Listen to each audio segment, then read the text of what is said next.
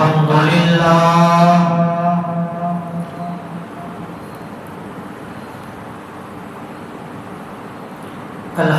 لله وكفى والصلاة والسلام على عباده الذين اصطفى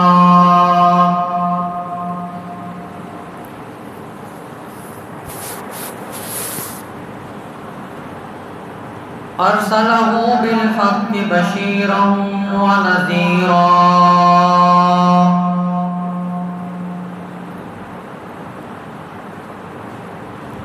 وداعيا إلى الله بإذنه وسراجا منيرا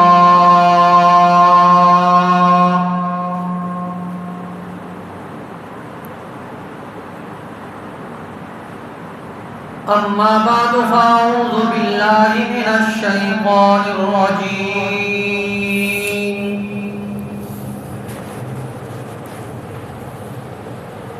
بسم الله الرحمن الرحيم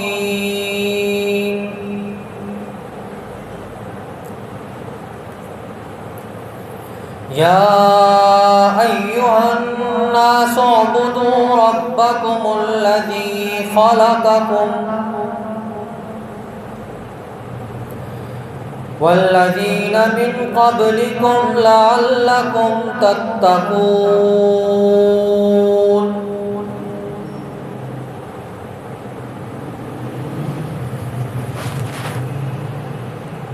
الذي جعل لكم الأرض فراشا والسماء بناء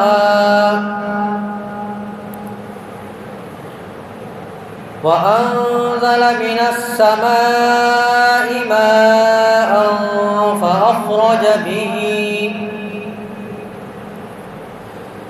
فأخرج به من الثمرات رزقا لكم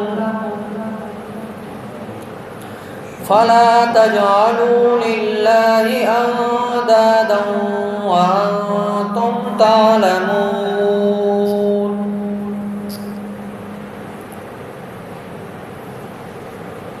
آمنت بالله صدق الله العظيم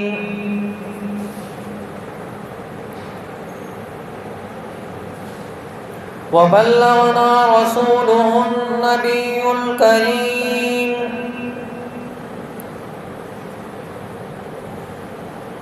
ونحن على ذلك لمن الشاهدين والشاكرين والحمد لله رب العالمين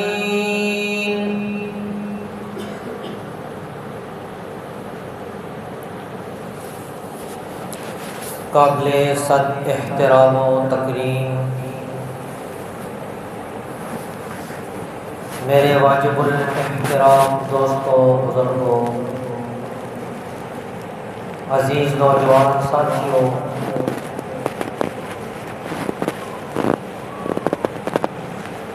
آج آپ کے سامنے دوسری مرتبہ مخاطب ہونے کا شرف حاصل ہو رہا ہے۔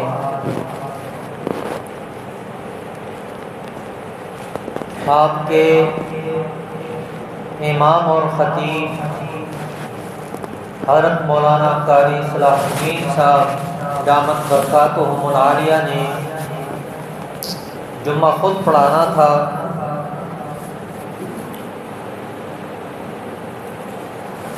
راستے رات کو بند کر دیے گئے تھے، جس کی وجہ سے وہ نہ آ سکے۔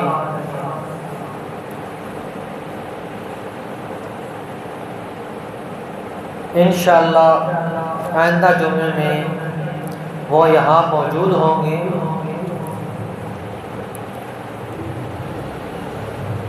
میں نے آپ حضرات کے سامنے قرآن مجید کی 2 آیات کریمہ تلاوت کی ہیں۔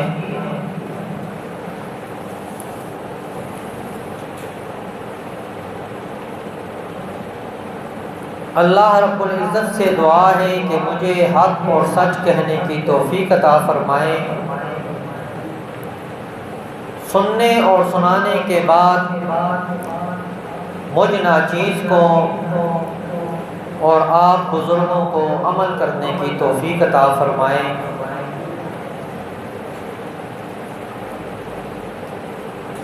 قرآن کریم کی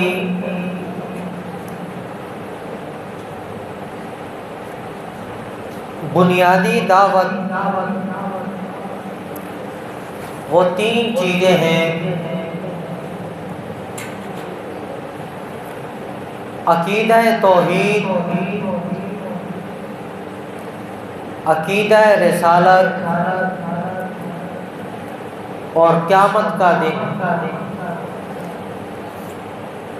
باقی جتنے بھی عقائد ہیں وہ ان کے طرف ان کا رجوع ہوتا ہے۔ مین قرآن کا موضوع عقیدہ توحید ہے اور عقیدہ رسالت ہے اور قیامت کا بیان ہے۔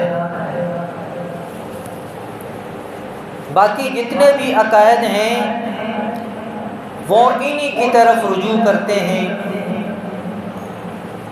عقیدہ توحید جن کا مضبوط نہیں، جس کا عقیدہ اللہ پر نہیں، اس کا کوئی عمل قابل قبول نہیں۔ وہ جتنی بھی عبادات کرے، جتنی بھی ریاضت کرے،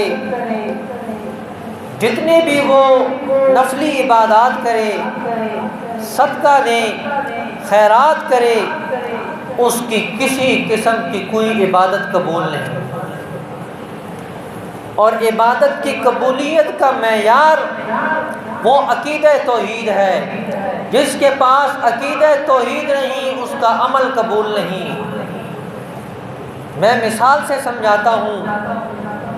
ابو جہل نے 52 حج کیے تھے، 52 حج کیے تھے اس نے، لیکن وہ جب تلبیہ پڑھتا تھا تو اس میں لا شریک لک نہیں پڑھتا تھا، بلکہ اس میں وہ کہتا تھا یہ تم جتنے بھی ہم بت بنائے ہوئے ہیں یہ سب کے سب کو تو نے ڈپٹیاں دی ہوئی ہیں، یہ تیرے جانشین ہیں اور یہ عبادت میں تجھ تک پہنچاتے ہیں۔ تو اس کا عقیدہ ٹھیک نہیں تھا تو اللہ نے اس کا کوئی عمل قبول نہیں کیا۔ قرآن کہتا ہے یہ حاجیوں کو ستو پلایا کرتا تھا، حاجیوں کو کپڑے دیا کرتا تھا، حاجیوں کی خدمت کیا کرتا تھا، کوئی عمل اس کا قابل قبول نہیں ہوا۔ وجہ کیا تھی کہ اس کا عقیدہ توحید ٹھیک نہیں تھا، اور جس کا عقیدہ رسالت ٹھیک نہ ہو اس کا بھی کوئی عمل قابل قبول نہیں۔ وہ جتنا بڑا بھی موحد ہوگا، اس کا آپ صلی اللہ علیہ وسلم پر عقیدہ نہیں تو اس کے بھی اعمال قبول نہیں۔ اور جس کا قیامت پہ بھی یقین نہیں، جو قیامت کو نہیں مانتا، اس کا بھی جو ہے اعمال قبول نہیں۔ یہ اس مختصر وقت میں آپ کے سامنے جو 2 آیات پڑھی ہیں، مختصر سی ان کی تشریح کروں گا۔ تو مین قرآن کا موضوع جو ہے وہ آپ حضرات کو سمجھ آ گیا کہ 3 چیزیں ہیں۔ عقیدہ توحید کا اس میں ذکر ہے، اور آگے جا کر رسالت کا بھی اسی رکوع میں ذکر ہے، اور قیامت کا بھی ذکر ہے۔ اعوذ باللہ من الشیطان الرجیم، بسم اللہ الرحمن الرحیم۔ یا ایہا الناس اعبدوا ربکم الذی خلقکم۔ اللہ رب العزت جب لوگوں کو مخاطب کرتے ہیں، اپنے بندوں کو مخاطب کرتے ہیں، تو اس وقت ناس کا لفظ استعمال کرتے ہیں۔ فرمایا یا ایھا الناس، اے لوگوں میری طرف متوجہ ہو جاؤ، اعبدوا ربکم، اپنے رب کی عبادت کرو۔ رب کون ہے؟ رب اسے کہتے ہیں جو تمام جہانوں کو پالنے والا ہے، اس کو کسی کی ضرورت نہیں پڑتی، سب کو اسی کی ضرورت پڑتی ہے، وہ بے نیاز ذات ہے۔ فرمایا اس اللہ کی عبادت کرو۔ کیوں اس کی عبادت کرو؟ اس کے بارے میں بتایا، الذی خلقکم، اس اللہ کی عبادت کرو جس نے تمہیں پیدا کیا ہے، اس اللہ کی عبادت کرو جس نے تمہیں پیدا کیا ہے۔ ساری کائنات والے مل جائیں، اللہ جس کو اولاد نہ دینا چاہے کوئی بھی نہیں دے سکتا۔ یہب لمن یشاء اناثا ویہب لمن یشاء الذکور، اللہ رب العزت فرماتے ہیں کہ جس کو چاہتا ہوں میں اولاد دیتا ہوں، جس کو چاہتا ہوں میں بیٹیاں دیتا ہوں، جس کو چاہتا ہوں میں اور جو ہے بیٹے دیتا ہوں، اور جس کو چاہتا ہوں میں دونوں دے دیتا ہوں۔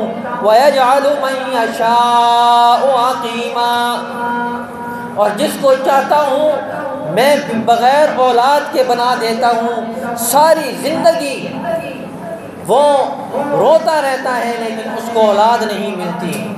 ہمارے ایک استاد تھے، تلگنگ کے علاقے میں رہتے تھے، تو ان کے پاس ہر قسم کی مرض کے لیے لوگ آیا کرتے تھے۔ وہ ان کو دم کرتے، تعویذ لکھ کر دیتے، ان کو شفا ہو جاتی۔ کوئی آتا میری اولاد نہیں ہے مجھے تعویذ لکھ کر دو، وہ اس کو تعویذ لکھ کر دیتے، اس کو اللہ اولاد دے دیتا، لیکن ان کی اپنی اولاد نہیں تھی، اپنی ان کی اولاد نہیں تھی۔ تو یہ کس کا کمال تھا؟ یہ اللہ کا کمال ہے، جس کو چاہتا ہے عطا فرما دیتا ہے۔ اللہ رب العزت فرماتے ہیں الذی خلقکم، تم اللہ کی عبادت کرو جس نے تمہیں پیدا کیا ہے، والذین من قبلکم، اور اس نے تم سے پہلے لوگوں کو بھی پیدا کیا ہے، لعلکم تتقون، تاکہ تم پرہیزگار بن جاؤ۔ پرہیزگار آج ہمارے ہاں ہم اس کو کہتے ہیں جو بالکل دنیا سے بے خبر ہو جاتا ہے، دنیا کو چھوڑ دیتا ہے، اپنے جو ہے ضروریات کو چھوڑ دیتا ہے، ملنگ بن کے بن جاتا ہے، اس کو پرہیزگار نہیں کہتے ہیں۔ پرہیزگار وہ ہیں جو اپنی ضروریات کو پورا کرتے ہوئے اللہ کے احکامات کو اور نبی کریم صلی اللہ علیہ وسلم کے طریقے کے اوپر چلتا ہے اور گناہوں سے بچتا ہے، وہی پرہیزگار ہے، وہی بندہ پرہیزگار ہے۔ اور اللہ رب العزت فرماتے ہیں کہ تم عبادت کرو تاکہ تم جو ہے متقی اور پرہیزگار بن جاؤ۔ اور اللہ رب العزت اپنا تعارف بھی کراتے ہیں، اللہ نے وہ چیزیں گنوائی ہیں کہ وہ اللہ کے علاوہ کوئی بھی نہیں کر سکتا۔ نمرود کے سامنے ابراہیم علیہ السلام نے کہا اللہ وہ ذات ہے جو مردوں کو زندہ کر دیتا ہے اور زندوں کو مردہ کر دیتا ہے، تو وہ تھا تو کم عقل۔ یہ جو اکثر بڑے بن جاتے ہیں نا تو ان کا دماغ بھی کہیں اور چلا جاتا ہے، ان کو سمجھ نہیں آتی ہے، تو یہ بھی انہی میں سے تھا، کہنے لگا یہ کام تو میں بھی کر سکتا ہوں۔ ایک آدمی کو پکڑا بے گناہ، اس کو قتل کر دیا، اور ایک گناہگار تھا اس کو آزاد کر دیا۔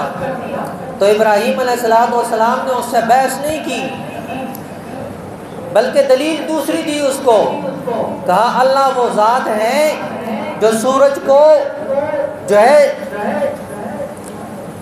مشرق کی طرف سے نکالتا ہے اور مغرب میں جا کے غروب کرتا ہے، اگر تو خدا ہے، تو مالک ہے تو اس کو الٹ کر دے۔ تو قرآن کہتا ہے فَبُهِتَ الَّذِي كَفَرَ، کافر ہکا بکا رہ گیا کہ کیونکہ وہ یہ کام نہیں کر سکتا تھا، تو اس کو سمجھ آ گئی کہ جو بات میں نے کہی ہے وہ غلط ہے۔ تو اللہ رب العزت فرماتے ہیں الذی جعل لکم الارض فراشا، اللہ وہ ذات ہے جس نے تمہارے لیے زمین کو بچھونا بنا دیا، خالی پانی ہوتا تو پھر بھی رہنا مشکل ہوتا، اور خالی پہاڑ ہوتے تب بھی رہنا مشکل ہو جاتا، سخت زمین ہوتی تب بھی رہنا مشکل ہو جاتا۔ اللہ رب العزت فرماتے ہیں کہ میں نے تمہارے لیے زمین کو بچھونا بنا دیا، بچھونے کو آپ جس طرح استعمال کرتے ہیں وہ استعمال ہوتا ہے۔ اللہ رب العزت نے اوپر جو ہے کیلیں لگا دی پہاڑوں کی صورت میں کہ تاکہ میں نے بندوں کو مشکلات نہ ہوں۔ فرمایا میں نے تمہارے لیے زمین کو بچھا دیا، دنیا کی کوئی طاقت ایسی نہیں جو زمین کو بچھا سکتا۔ وَالسَّمَاءَ بِنَاءً، اور تمہارے لیے آسمان کو چھت بنا دیا، بغیر ستونوں کے چھت کو کھڑا کر دیا۔ آپ اندازہ لگا لیں کہ جہاں تک نگاہ جاتی ہے کوئی ستون نظر نہیں آتا، ایک چھوٹا سا خیمہ لگانا پڑ جائے تو اس کے لیے 4 ستون لگاتے ہیں، ذرا سا بڑا ہو جائے تو 5واں ستون لگانا پڑتا ہے۔ اللہ بتاتے ہیں کہ میں نے تمہارے لیے چھت بنایا ہے، بغیر ستون کے بنایا ہے، کوئی طاقت ہے تو وہ میرے سامنے لاؤ۔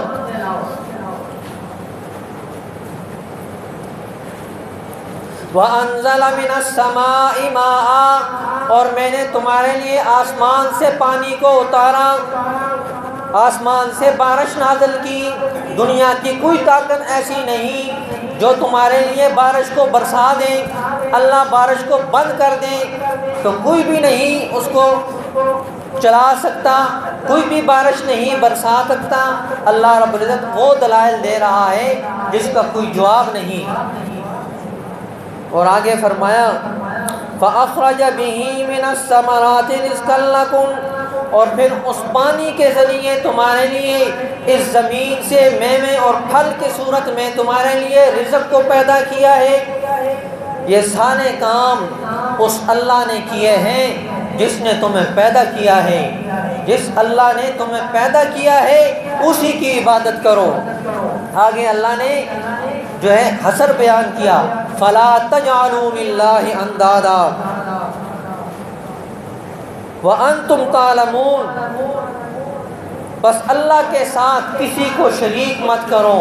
وَأَنْتُمْ تَعْلَمُونَ، اس حال میں کہ تم جانتے ہو کہ یہ سارے کام اللہ کے سوا کوئی اور نہیں کر سکتا، یہ کام سارے کرنے والی ذات ایک اللہ کی ذات ہے، اور جب اللہ تعالیٰ یہ کام نہیں کرے گا تو کوئی بھی نہیں کر سکتا۔ میں نے آپ کے سامنے 3 چیزیں رکھی ہیں۔ قرآن کا موضوع ہے عقیدہ توحید، اللہ نے توحید کو واضح کر کے بیان کیا، اور دوسرے نمبر پہ رسالت کو بیان کیا۔ جنہوں نے آپ صلی اللہ علیہ وسلم کے ساتھ دشمنی کی، آپ صلی اللہ علیہ وسلم کے سامنے آنے کی کوشش کی، اللہ نے خود جواب دیا۔ اور تیسرے نمبر میں اللہ رب العزت نے قیامت کا تذکرہ کیا۔ آپ صلی اللہ علیہ وسلم کے مقابلے میں ابو لہب آیا، نبی پاک صلی اللہ علیہ وسلم نے جواب نہیں دیا، جواب اللہ نے دیا۔ وہ کہنے لگا تبت لک یا محمد، اے محمد تو ہلاک ہو جائے۔ اللہ رب العزت نے جواب دیا تبت یدا ابی لہب وتب۔ نبی پاک صلی اللہ علیہ وسلم کی کوئی بھی گستاخی کرے گا تو اس کو جواب اللہ رب العزت خود دیتے ہیں۔ فرمایا تبت یدا ابی لہب وتب، اے ابو لہب تیرے دونوں ہاتھ ہلاک ہو جائے۔ مراد یہ ہے کہ تو تباہ و برباد ہو جائے۔ اکیلے اس کو نہیں سزا ملی، اس کی بیوی بھی آپ صلی اللہ علیہ وسلم کی دشمن تھی، طرح طرح کی وہ کام کرتی تھی۔ اللہ رب العزت نے قرآن میں فرمایا کہ اس کے گلے میں رسی ہوگی اور یہ مری پڑی ہوگی۔ وہ جنگل سے لکڑیاں لے کے آ رہی تھی اور کانٹے لے کے آ رہی تھی کہ آپ صلی اللہ علیہ وسلم کے راستے میں بچھاؤں گی۔ جب وہ کسی جگہ سے اترنے لگی تو گلے میں رسی تھی اس کے باندھی ہوئی تھی، اور وہ گٹھا پیچھے گرا اور ادھر ہی گر کے مر گئی۔ تو اللہ رب العزت نے دنیا میں ان لوگوں کو سزا دی جنہوں نے آپ صلی اللہ علیہ وسلم کی گستاخیاں کی۔ آپ حضرات کے سامنے ہیں آپ نے جو ہے کئی علماء سے سنا ہوگا جنہوں نے بھی نبی پاک صلی اللہ علیہ وسلم کی گستاخی کی، دنیا میں ان کو سزا ملی ہے۔ اگر حکومت نے ان کو سزا نہ دی، لوگوں نے سزا نہ دی، تو ان کو ایسی عبرتناک سزائیں ملی کہ ان کا نام آج بھی قیامت تک جو ہے قائم ہے اور لوگوں کے لیے عبرت کا نشان ہے۔ دوسری بات میں نے کہی تھی، قرآن کا موضوع ہے قیامت۔ قیامت کا انکار سب سے پہلے مکہ کے مشرکین نے کیا تھا، اور آج بھی آپ دیکھ لیں کہ بعض لوگ قیامت کا انکار کرتے ہیں۔ وجہ کیا ہے؟ کہ ان کو خبر نہیں کہ یہ آگے آنے والی ایک ایسی زندگی ہے جس میں سے ہر ایک نے گزرنا ہے۔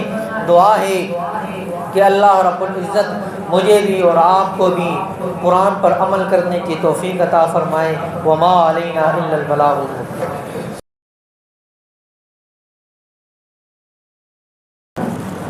اللہ اکبر، اللہ اکبر، اللہ اکبر، اللہ اکبر۔ اشہد ان لا الہ الا اللہ، اشہد ان لا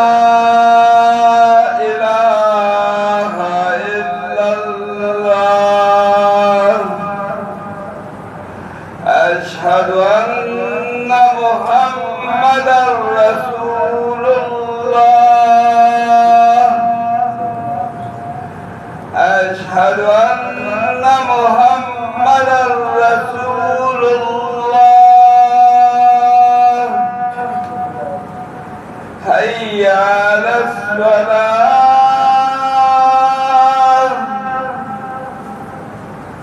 حی علی الصلاۃ، حی علی الفلاح، حی علی الفلاح۔ اللہ اکبر، اللہ اکبر، لا الہ الا اللہ۔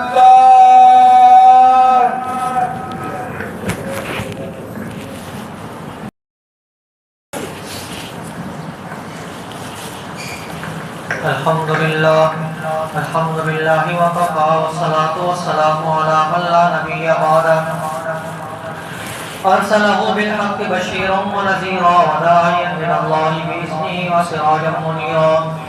محمد رسول اللہ والذین معہ اشداء علی الکفار رحماء بینہم، تراہم رکعا سجدا یبتغون فضلا من اللہ ورضوانا، سیماہم فی وجوہہم من اثر السجود۔ اما بعد فاعوذ باللہ من الشیطان الرجیم، بسم اللہ الرحمن الرحیم۔ وقال ربكم ادعوني استجب لكم ان الذين يستكبرون عن عبادتي سيدخلون جهنم داخلين۔ بارك الله لنا ولكم في القرآن المجيد، انه تعالى جبار كريم ملك بر رؤوف رحيم۔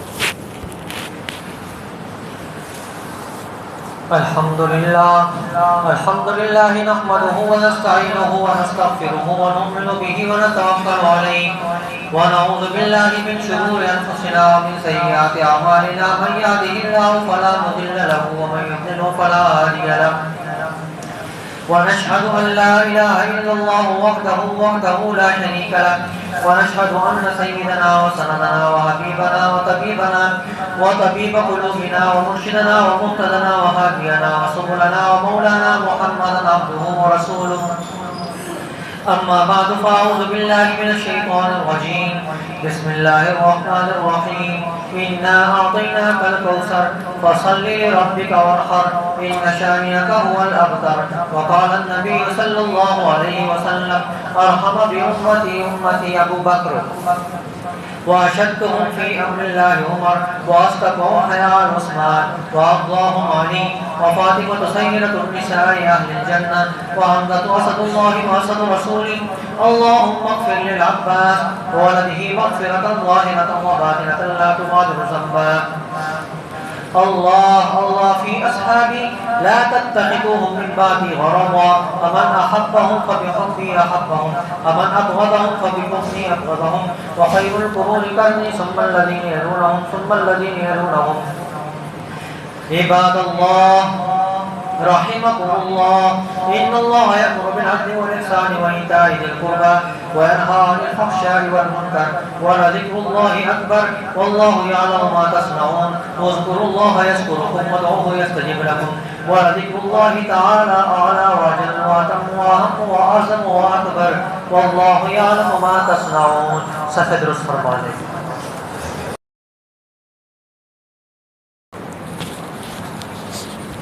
الله أكبر الله أكبر الله أكبر الله أكبر. أشهد أن لا إله إلا الله أشهد أن لا إله إلا الله أشهد أن محمدا رسول الله أشهد أن محمدا رسول الله. حي على الصلاة حي على الصلاة حي على الفلاح حي على الفلاح. قد قامت الصلاة قد قامت الصلاة. الله أكبر الله أكبر لا إله إلا الله.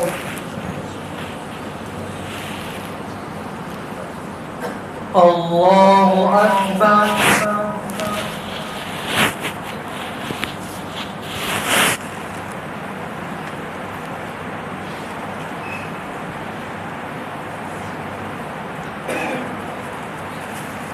الحمد لله رب العالمين الرحمن الرحيم مالك يوم الدين إياك نعبد وإياك نستعين اهدنا الصراط المستقيم صراط الذين أنعمت عليهم غير المغضوب عليهم ولا الضالين.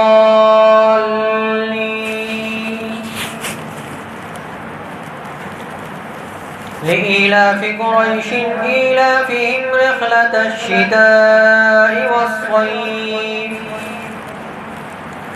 فليعبدوا رب هذا البيت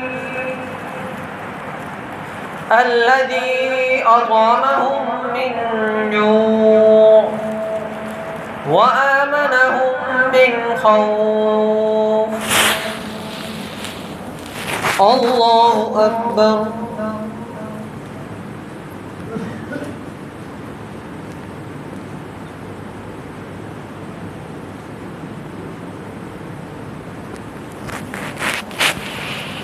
سمع الله لمن حمده. الله أكبر.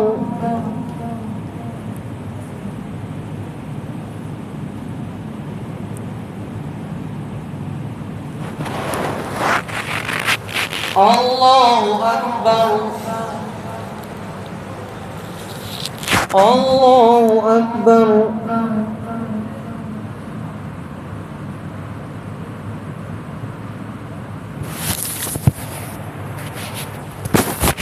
الله أكبر. الحمد لله رب العالمين الرحمن الرحيم مالك يوم الدين إياك نعبد وإياك نستعين اهدنا الصراط المستقيم صراط الذين أنعمت عليهم غير المغضوب عليهم ولا الضالين.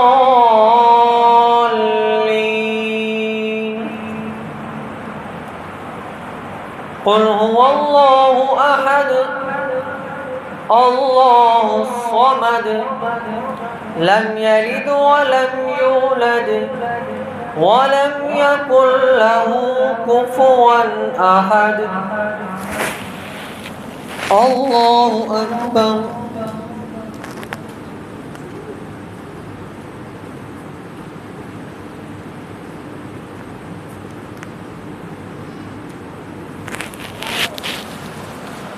سمع الله لمن حمده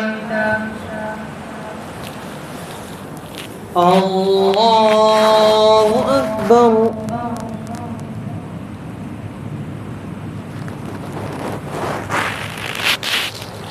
الله أكبر الله أكبر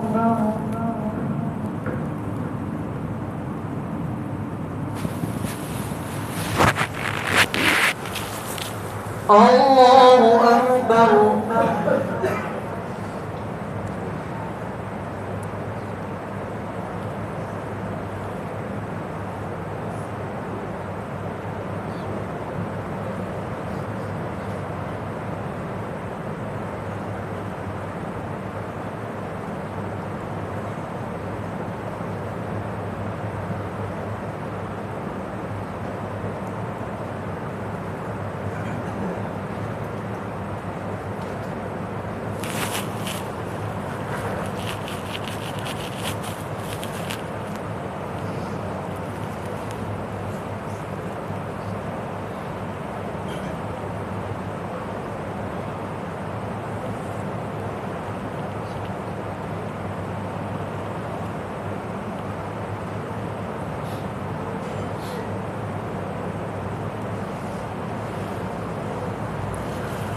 السلام عليكم ورحمة الله السلام عليكم ورحمة الله